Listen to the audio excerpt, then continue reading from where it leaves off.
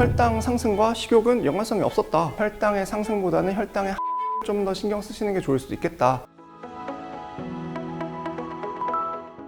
안녕하세요. 아크라니언 임주혁 원장입니다. 오늘은 혈당과 다이어트에 대해서 얘기를 해드릴 건데요. 요즘에 혈당에 관심 갖는 분들이 진짜 많은 것 같아요. 그래서 혈당 체크하는 기계들도 있고, 근데 과연 이렇게 혈당을 열심히 관리를 하면은 체중 감량에 얼마만큼 도움이 되는지, 우리가 상식적으로 아는 게 혈당 관리는 해야 돼요. 근데 혈당이랑 체중 감량이랑 정말 혈당 관리하는 게 도움이 되는지 말씀을 드리고 싶은데 사실은 아니에요. 혈당만 관리한다고 해서 살이 빠지는 건 절대로 아니에요. 혈당과 다이어트에 대해서 얘기를 하기 전에 사실 중요한 건 체중이잖아요. 그러니까 혈당이라는 거랑 체중이랑은 사실 다른 건데 연결이 얼마나 되는지 이런 것들에 대해서 설명해 드릴게요.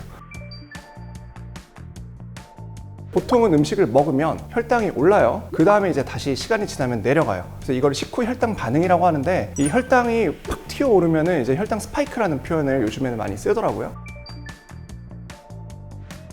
식욕이 팍 오르거나 아니면 음식을 정말 많이 먹게 되거나 그런 게 관련이 있는지 없는지에 대한 연구고요. 이 연구는 2021년에 네이처 메타볼리즘에 발표가 됐어요. 혈당 반응을 잘 조절하면은 과연 식욕이 줄어서 칼로리 섭취를 내가 줄일 수 있을까? 그리고 혈당 반응 조절을 하는 게 체중 감량에 도움이 되지 않을까? 라는 이제 리서치 퀘스천 질문이 있었죠. 1110명의 사람을 대상으로 2주 동안 6종류의 표준화된 아침 식사를 제공을 했고 3시간 동안 공복 상태를 유지하게 하면서 그 다음에 혈당 반응 측정을 계속 했어요. 그 뒤에 이제 또 이거 내가 먹었잖아요. 3시간 공복이잖아요. 이 3시간 뒤에 먹는 거는 언제 먹는지, 뭐 먹는지, 얼마나 먹는지 이거를 기록을 했어요. 1110명을 대상으로 2주 동안 한 거거든요. 근데 결과가 되게 흥미로워요. 근데 표준화된 아침 식사를 아침에 이제 줬잖아요. 6종류인데 이것도 되게 재밌어요. 탄수화물군, 그리고 지방군, 단백질군, 그리고 식이섬유군, 마지막으로 정말 진짜 찐 탄수화물, 정말 경구포도당, 그래서 OGTT 이렇게 6가지로 투여를 했고요. 혈당 반응은 이 사람을 이 중에 이제 먹었을 때 그 뒤에 이제 기록을 한 거죠. 근데 이게 되게 재밌어요. 재밌는 게 딱 보면은 식단의 종류가 과연 이제 탄단지에 따라서 혈당과 식욕에 관련을 주는지 이걸 봤거든요. OGTT, 즉 경구포도당 투여한 그룹은 눈에 띄게 오르고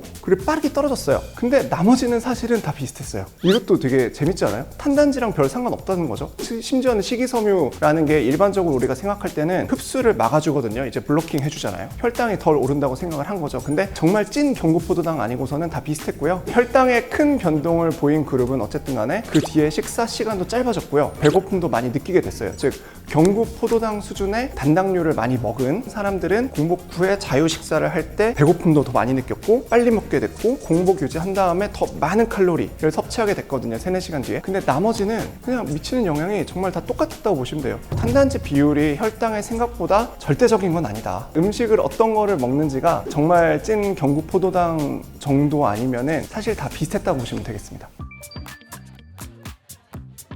또 혈당이 왔다 갔다 하잖아요. 음식에 따라서 왔다 갔다 하는 게 아니라 사람의 컨디션 따라도 왔다 갔다 하거든요. 혈당이 오르는 게 중요했는지, 즉 스파이크, 혈당 스파이크. 근데 그게 아니라 혈당이 떨어지는 게 중요했는지를 봤어요. 재밌는 게 혈당이 급격히 오르는 것보다는 급격히 떨어지는 게 더 중요했어요. 혈당이 급격히 떨어지면은 배고픔도 많이 느끼고 칼로리 섭취량도 늘어났거든요. 그렇기 때문에 혈당이 오르는 것보다는 혈당이 떨어지는 거, 그게 더 중요하다는 게 이번 연구 결과였어요. 이것도 되게 재밌죠. 당연한 게 당 떨어지니까 배고파서 많이 먹게 됐다. 약간 이 느낌일 수도 있죠. 그리고 또 이제 마지막으로 이것도 되게 재밌었어요. 요거는 설명하면 또 어려워가지고 제가 요게 각 잡고 유튜브에 올리는 건데, 같은 사람이 같은 음식을 먹었을 때 혈당 반응이 항상 같지 않아요. 요거 측정하는 분들은 알 거예요. 근데 이 혈당 반응이 요렇게 가든 요렇게 가든 요렇게 가든 간에 혈당이 떨어지는 거는 그 뒤에 배고픔을 잘 느끼게 하는 거랑 관련이 있었거든요. 그 뒤에 더 많이 먹게 하는 거랑. 그래서 중요한 거는 뭐냐면 혈당이 떨어지는 거는 그 뒤에 나의 식욕과 칼로리 섭취량에 연관이 있다. 또 하나는 이 사람은 어떤 거를 먹는지랑은 사실은 혈당이랑은 절대적으로 딱 따라가는 게 아니었거든요. 같은 사람이 같은 음식 먹더라도 혈당 변화가 다르다는 거는 뭐냐면, 어제 먹은 음식이랑 오늘 먹은 음식이랑 심지어 똑같다 하더라도 내가 잠을 잘 못 잤거나 신체 활동 덜 했거나 컨디션이 좀 떨어지거나 뭐 알코올인 경우도 있겠죠. 그래서 여러 가지 상황이 변해서 이 요소들이 반응에 영향을 주면은 또 결과가 다르다는 거죠. 그리고 또 혈당 반응 같은 게 다양한 생활 습관 요인에 대해서 영향을 받을 수 있다는 거거든요. 그래서 음식으로 너무 생각하지 마시고 나의 전반적인 생활 습관을 다시 한번 체크하는 게 더 효율적일 수도 있겠다는 생각이 들고요. 따라서 연구 결과를 통해서 보면은 식이 종류의 중요성보다도 혈당을 급격하게 떨어지는 상황 자체를 유발하는 생활 습관 관리하는 게 되게 중요하다고 말씀드릴 수가 있겠습니다. 그리고 또 혈당 스파이크는 식욕이랑 상관이 없었어요. 여기서는 또 재밌는 게 혈당 상승과 식욕은 연관성이 없었다. 오히려 혈당 떨어지는 게 연관성이 있었다. 이 때문에 좀 추가적인 연구가 필요할 수도 있을 것 같습니다. 그렇기 때문에 혈당의 상승보다는 혈당의 하락을 좀 더 신경 쓰시는 게 좋을 수도 있겠다. 당 떨어지니까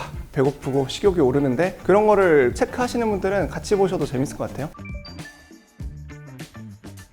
그 다음에 이제 이건 다른 연구예요. 재밌는 게 2022년에 자마 네트워크 오픈에 발표된 연구인데요. 204명 성인을 대상으로 혈당 반응을 조절하는 개인 맞춤형 식단 그룹과 저지방 식단 그룹으로 나눠서 식이 조절을 하게 했는데, 근데 결과를 보니까 혈당 반응을 조절하는 이제 맞춤형 식단이 아무래도 좀 조절도 해줬으니까, 또 심지어는 연구 보면은 그 사람들이 잘 따라왔대요. 근데 그게 체중 감량에 유리할 거라고 생각을 했는데 사실은 안 그랬어요. 더 살이 잘 빠지거나 그러지 않았고, 일반적인 그냥 저지방 식단을 진행한 그룹이 오히려 더 살이 더 잘 빠졌거든요. 혈당을 조절하는 게 체중에 크게 도움되진 않는다는 거, 이제 두 가지 연구를 통해서 알 수가 있었습니다.